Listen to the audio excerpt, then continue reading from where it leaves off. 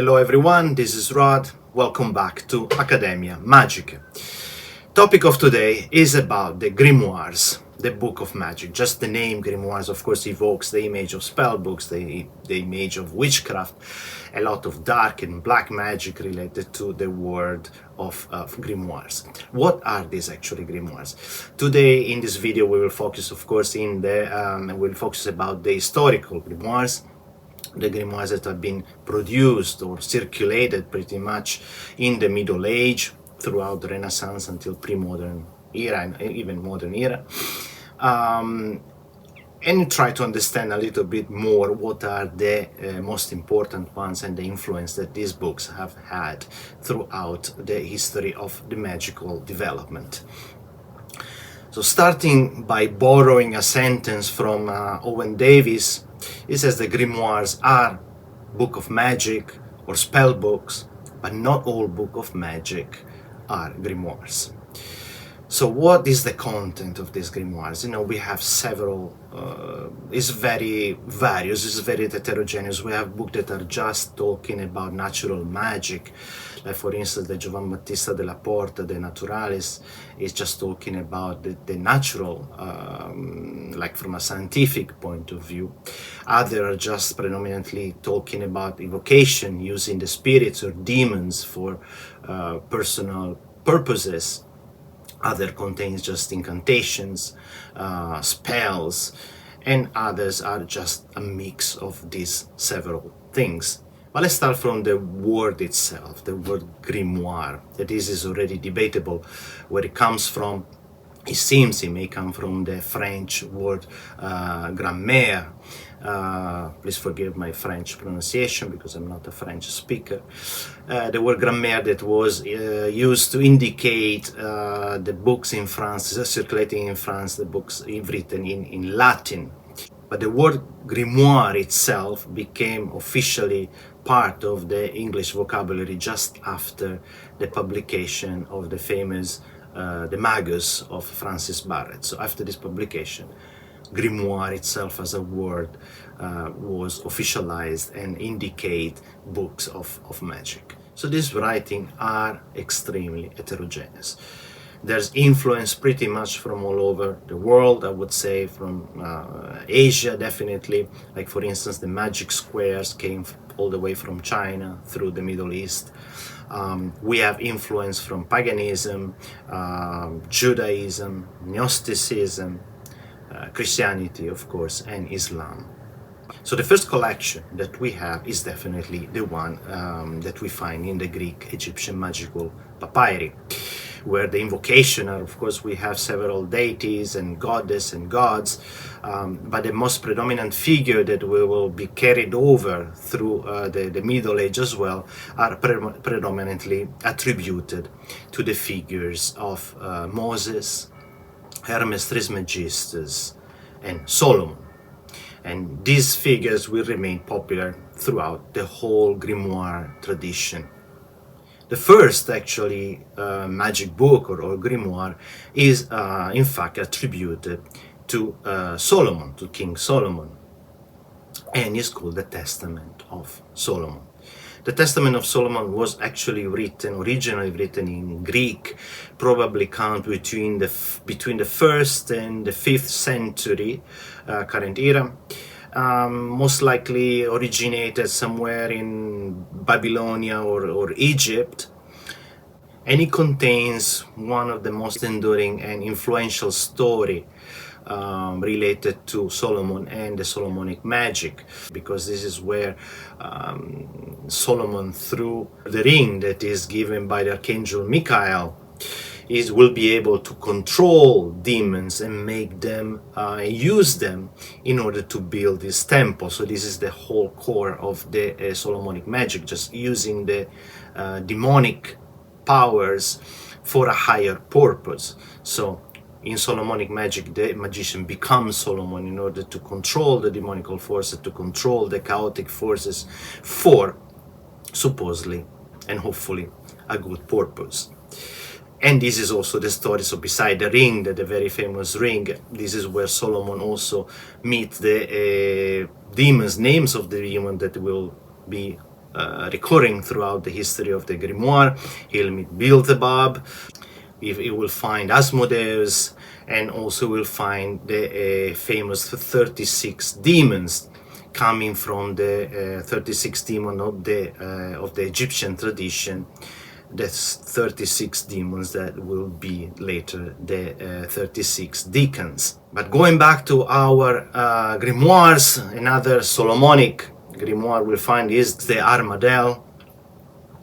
And the oldest version is found in Latin language in around the 15th century. Originally maybe called Al-Mandal, may have an influence, an Arabic influence. In fact, the name Al-Mandal may come from mandala, referring to the geometrical structure. In fact, the Armadel is using a geometrical structure in order to evoke the spirits. But definitely the rock star of the whole Solomonic tradition is the Clavicula Solomonis, translated as the Key of Solomon, or the Greater Key of Solomon.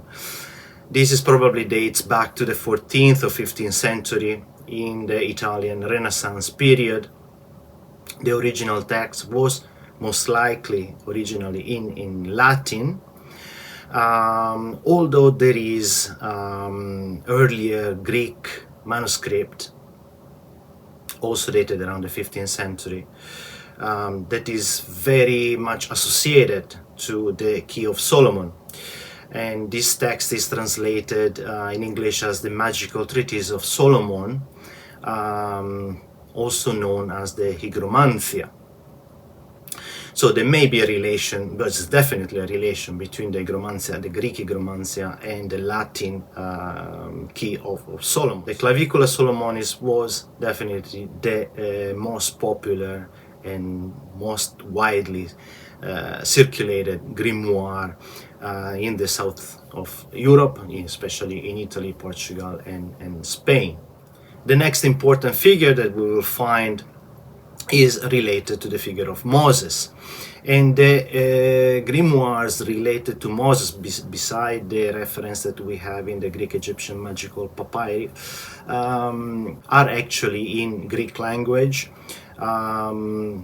They start to circulate around the 18th to the 19th century, and the most famous one are the sixth and the seventh book of Moses.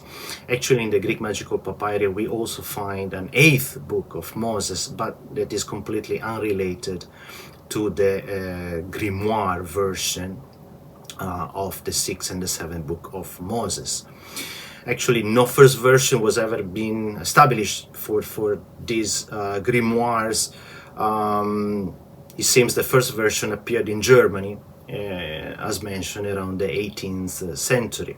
And these books supposedly contain the knowledge that was given by God to Moses, by which Moses was able to perform all the magic that is described in the Bible, so to defeat the magicians of the Pharaoh and all the quote-unquote magic that Moses was famous for.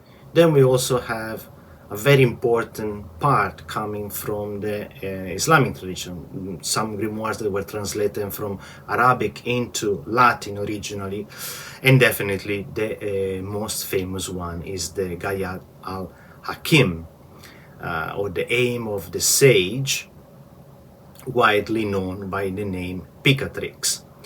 And this text it entered Europe around the 12th century, was mentioned originally in Arabic and later translated into Latin. So the Picatrix is not really concerned much about evocation or controlling of the demons or spirit. It's mainly focusing on magic and astrology, or astrological magic. And it provides us with a very great insight about the cosmology of the Islam and Arabic period, of course with a strong influence from the Hellenistic period after the invasion of Egypt, of Alexandria, and the information that has been brought back to the Middle East re-elaborated there and then back again to Europe. Another interesting Islamic grimoire is the Shams al-Ma'arif, or Illumination of Knowledge, by Ahmad al-Buni. Ahmad al-Buni being a mathematician, philosopher, and most important, was a Sufi. So not much is known about him, but the content of this book is very interesting, as it contains information related to the magic squares, the magic of numbers, alphabet, and of course also the control of the demons that in Arabic are called jinn. One thing though about this grimoire is that we don't have, as of today, a full translation in English yet. We only have some parts. And finally we move to the Christian-influenced grimoires, where we find pretty much a lot of confusion there, starting for instance from the book of Saint Cyprian, with this Cyprian being confused between two persons, one supposedly to be the author of the book of St. Cyprian, Cyprian of Antioch, and not much is known about him. Most likely it was only a legendary figure, and story has that he received education in his youth and he was studying magic, astrology. He traveled through Greece, Egypt, India. So essentially this Cyprian of Antioch was a sorcerer, but it was often confused with another, this time real Cyprian. They're pretty much both of the same time. We're talking about the 300 current era. The real Cyprian was actually born in Carthage in North Africa. He converted into Christianity and became the Bishop of Carthage. So between the real Cyprian of Bishop of Carthage, and the legendary figure of Saint Cyprian, already here we have some confusion, but theoretically, let's say that the book of Saint Cyprian is supposed to be attributed to Saint Cyprian of Antioch. Circulating between the 17th and the 19th century, and even here we have several versions adding on to the confusion. In fact, we have a Portuguese version which is also subtitled The Sorcerer's Treasure, or The Great and True Book of St. Cyprian. It is not much focus on evocation, but is mostly related to divination, healing spells, prayers, love magic, so a lot of folk magic. And maybe one of the reasons why this book was so appealing is that it provides information on how to find buried treasures. The other version, or the Spanish version, also under the name of the Book of St. Cyprian, is instead pretty much a copy, or a lot of the material of the Spanish Book of St. Cyprian was taken from the Grand Grimoire, or the Dragon Rouge Grimoire that we will talk shortly hereafter. So the Spanish version is very much related to black magic, evocation and control of demons. Next in line for confusing grimoires, we found the sworn book of Honorius. In the Latin title is Liber Juratus Honorii, attributed to Honorius of Thebes. This Honorius of Thebes most likely is a mythical character created in the Middle Age, as there is a lot of unclear information about the identity of this Honorius, although Agrippa and Tritemius also attributes the creation of the famous Theban alphabet also to the figure of Honorius of Thebes. Another reason for the title, for this name Honorius coming up, is also because it seems allegedly was the grimoire used personally by Pope Honorius I around the 600 Pope Honorius I, who lived in the 600 CE. So this, of course, the speculation. Honorius I lived in the 600. These grimoires just appear like around 1,000 years later, but allegedly was the grimoire used by Honorius, and here again we have another reference to the name. This is actually one of the oldest existing medieval grimoires, and definitely one of the most influential. He has to do with a magical operation to conjure and command demons, so pretty much a very typical structure for grimoires. And again, as I mentioned, was very popular in the late 17th century, especially in France, in Paris. So the sworn Book of Honorius also shall not be confused with the next one, which is the Grimoire of Pope Honorius, or Le Grimoire du Pape Honorius.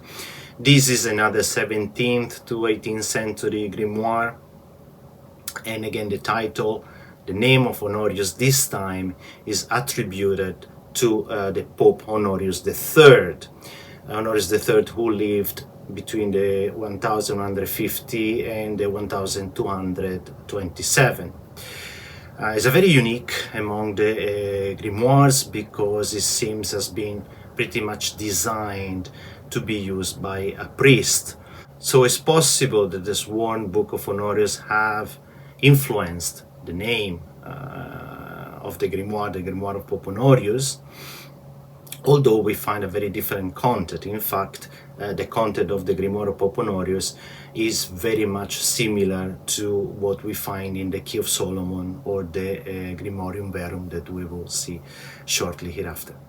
Another grimoire that definitely needs to be mentioned is the Heptameron of Peter d'Abano. Peter d'Abano, of course, as of today, we know that most likely he was not the one, and I would say also 99% he was not the one writing the Heptameron. Actually, I have a video just related to Peter d'Abano, if you're interested about the story of this man. But nevertheless, is one of the most influential grimoire, because it contains incantation to be effective in summoning angels, and each angel's his spirit is assigned to the 7 days of the week and to the hours.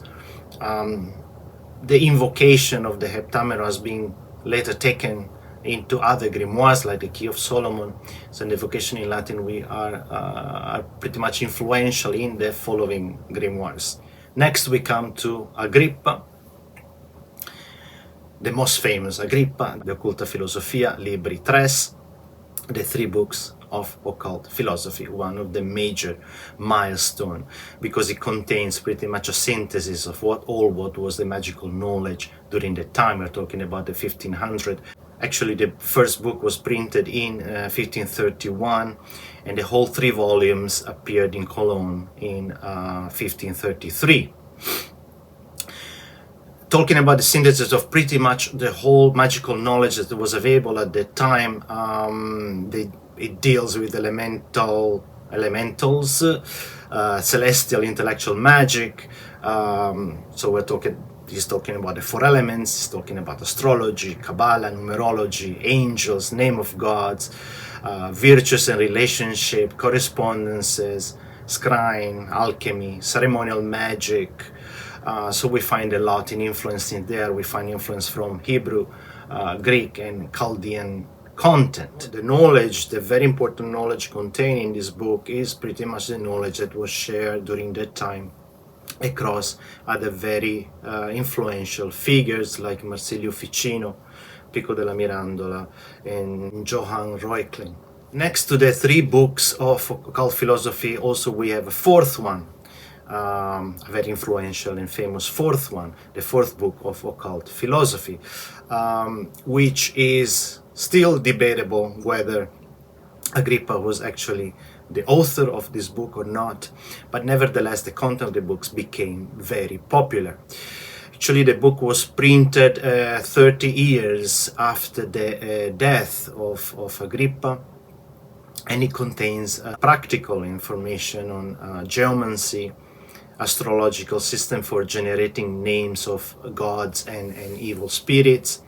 It described the shapes of the planetary spirits.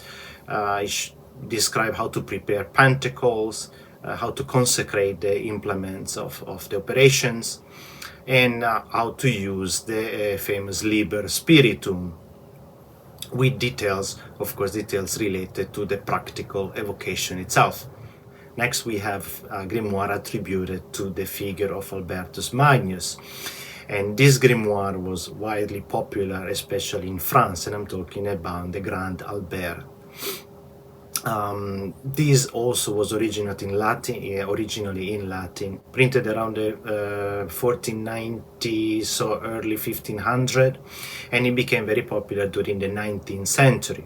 As well as pretty much the other grimoires, also this contains information and instruction on how to summon spirits, demons, and other supernatural entities. Contains spell and incantation for the purpose of healing, protection, and love.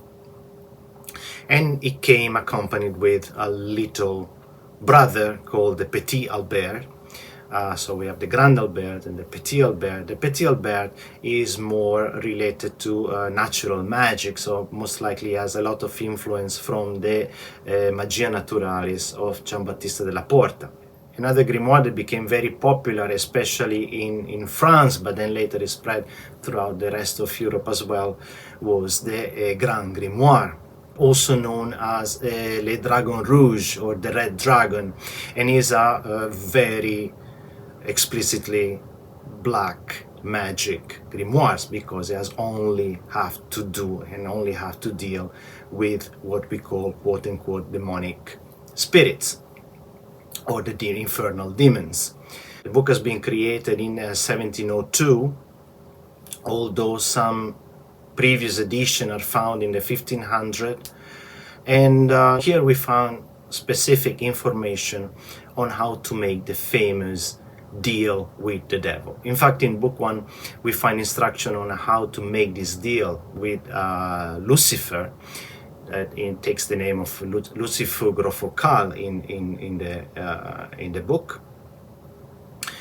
And after making this deal, basically also explain how to pursue other achievement, as they call magical achievement, like for instance winning a lottery, being able to talk to the dead, win the love of girls and ladies, make yourself invisible, and also deal with a great deal with necromancy. Last but not least, I would like to mention also the Grimorium Verum, the true grimoire. This is an 18th century grimoire, so it's relatively new, although the author claims it has been originally printed in around the 1500.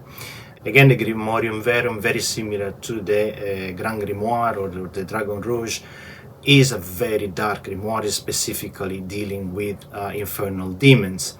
And again, here we found a different hierarchy from the comparing to the Key of Solomon. In fact, here the hierarchy, the infernal hierarchy, are mainly controlled by three major entities, which are Lucifer, Beelzebub, and Astaroth. And these are pretty much all the books that I wanted to talk about today. Of course, the list is very far from being comprehensive, but definitely I hope I've been able to touch at least the most influential and the books that we hear the most when we talk about grimoires.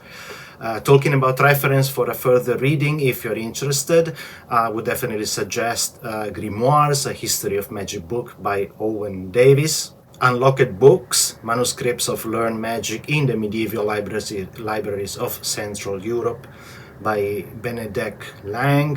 And another very interesting reading is the Book of Black Magic and Pacts by Arthur Edward Waite. And this is it for the discussion of today. Thanks for staying with me, and I hope to see you again soon. Thank you. Bye-bye.